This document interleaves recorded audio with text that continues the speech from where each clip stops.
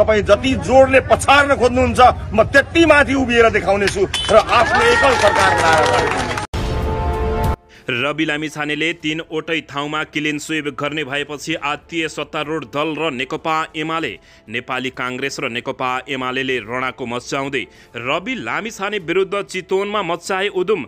रवि लामिछानेको तत्काल तगाराहरू हटेपछि रवि लामिछानेले चितवनबाट शानदार तरिकाले जित्दै, तर अवस्था बदलिन समय लाग्दैन। दुश्मनहरू पछाडि लागेको अभिव्यक्ति। उपनिर्वाचनको आचार संहिता आजदेखि लागू। 5 महिनासम्म 8औं सरकार अपूर्ण। प्रधानमन्त्री पुष्पकमल दाहाल प्रचण्ड कुर्सी जोगाउनै व्यस्त। सत्तारूढ दल गठबन्धन भने भागभण्डामै मस्त।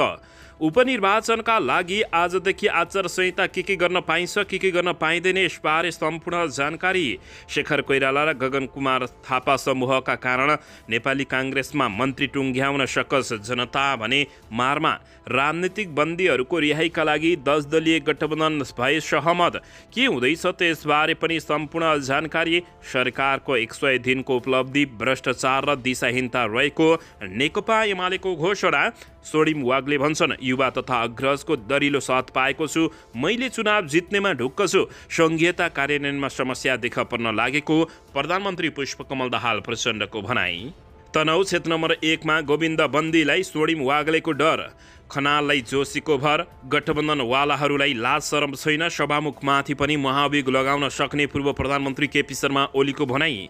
नियम विपरीत काम गरेकाहरूलाई सहकारीलाई तत्काल नियन्त्रण गर्न प्रधानमन्त्री पुष्पकमल दाहाल प्रचण्डको निर्देशन। संविधानको रक्षा र गणतन्त्र संस्थागत गर्न सत्ता गठबन्धन भएको अध्यक्ष माधव कुमार नेपालको भनाई। समाजवाद उन्मुख अर्थतन्त्र निर्माणका लागि सहकारीको महत्त्वपूर्ण भूमिका हुन्छ भन्दै प्रधानमन्त्री पुष्पकमल दाहाल प्रचण्डको भनाई। उपनिर्वाचनमा आचार संहिता उल्लङ्घन गर्ने कसैलाई पनि निर्वाचन आयोगले नछोड्ने निर्वाचन आयुक्त भण्डारीको चेतावनी।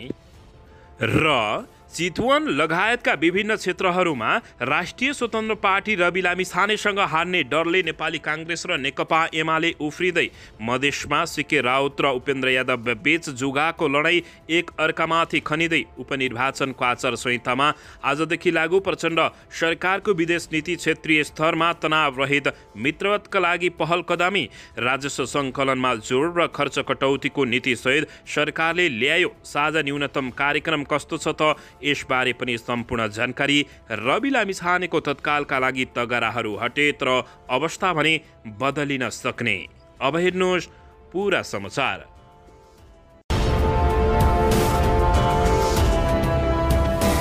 दर्शकबिन नमस्कार। तपाईहरू यति बेला युवा नेपाली युट्युब च्यानल हेर्दै हुनुहुन्छ। दर्शकबिन यदि हाम्रो च्यानल युवा नेपालीसँग अझै पनि सब्स्क्राइब गरेर जोडिनु भएको छैन भने सब्स्क्राइब गरी जोडिनुहोला, साथै सँगै रहेको बेल आइकनलाई दबाउन पनि नभुल्नुहोला।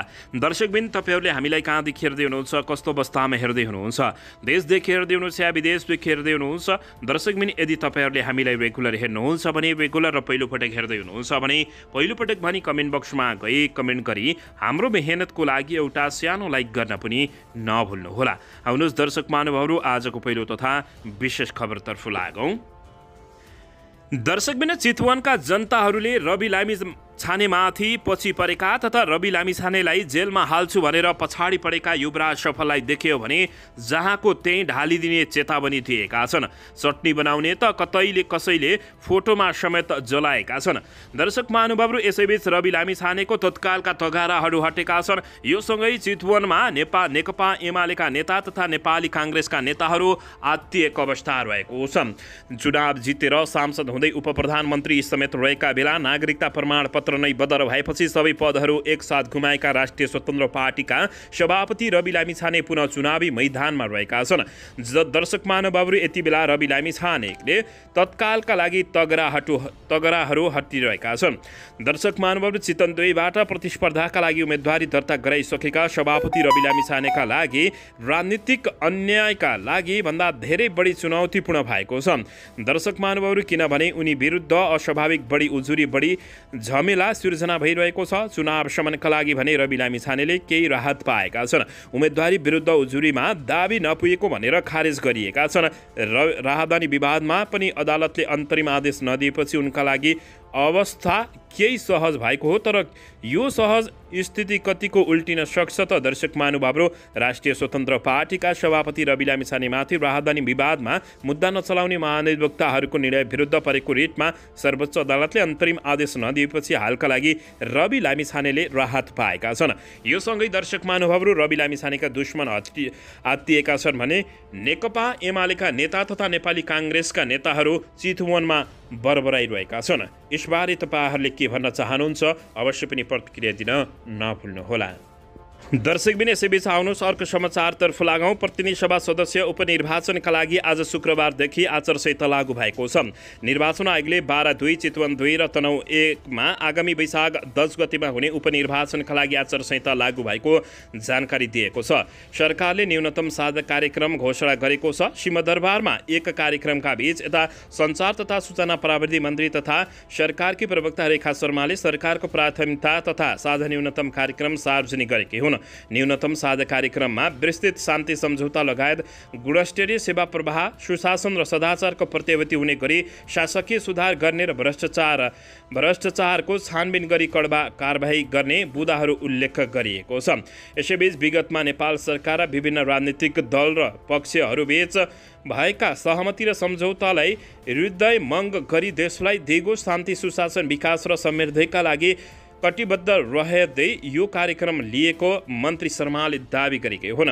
दर्शकबिन यसैबीच यता प्रमुख प्रतिपक्षी दल नेकपा एमाले सरकारको साझा न्यूनतम कार्यक्रम सांसद अधिवेशन चालु रहेका बेला सदन बाहिर प्रस्तुत गर्ने कार्यले गम्भीर प्रश्न खडा गरेको प्रतिक्रिया दिएका छन्।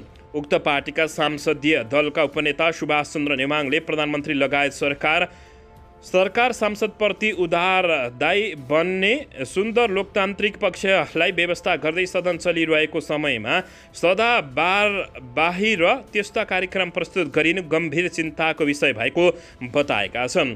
नियम विपरीत काम गरेका सरकार दर्शक महानुभाव यसैबीच प्रधानमन्त्री पुष्पकमल दाहाल प्रचण्डले नियम विपरीत काम गरेका सहकारीलाई तत्काल नियन्त्रण गर्न निर्देशन दिएका छन्। बिहिबार राष्ट्रिय सहकारी महासङ्घले आयोजना गरेको राष्ट्रिय सहकारी महासम्मेलनमा सम्बोधन गर्दै उनले सहकारीप्रति नागरिकमा विश्वास टुट्न नदिन हुने समेत बताएका छन्।